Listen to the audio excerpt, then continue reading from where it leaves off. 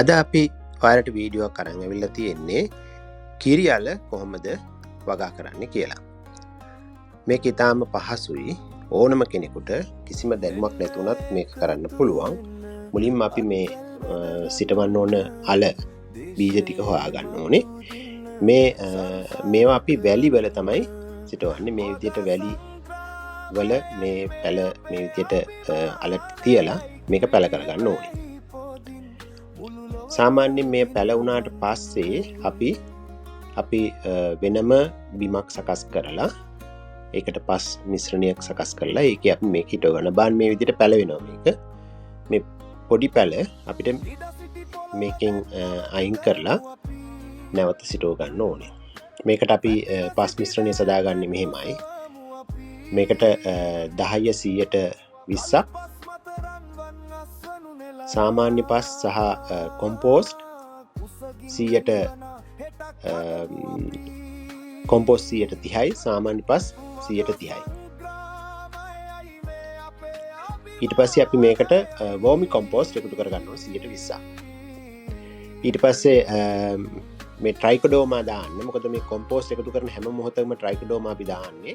ඒ වගේ යම්කිසි දිලී ආසාදනයක් තියෙනවා නම් වළක්වන්න. විශේෂයෙන්ම අල වර්ග වලට මේක ඉතාම අවශ්‍යයි. මොකද ආසාදන එන්න පුළුවන් කොම්පෝස්ට් වගේ දේවල් වලින් ඒවයින් දිලීර තියෙනවා. ඒ නිසා මේ ට්‍රයිකෝඩර්මා කියන එක ඉතාම අවශ්‍යයි.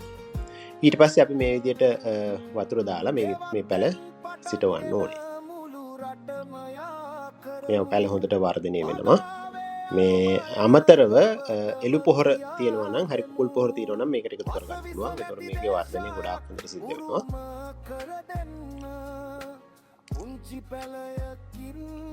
බලන්න මේ විදිහට අපිට අල වර්ධනය දැක ගන්න පුළුවන්. අස්වැන්න නිලා ගන්න සුදුසු වෙනකොට අපිට බලන්න මේ විදිහට අපි මේක අල ගලව ගන්න පුළුවන්.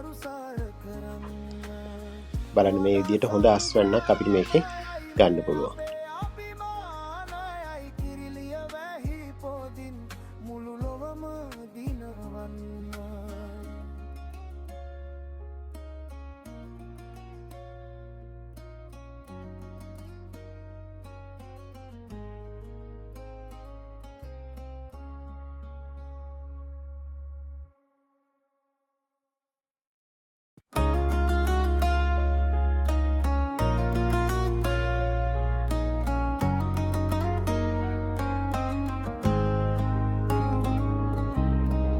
එන්න එකතු වෙන්න අත්වැල් බැඳගන්න දේශයේ මතු දින්න සරුසාර කරන්න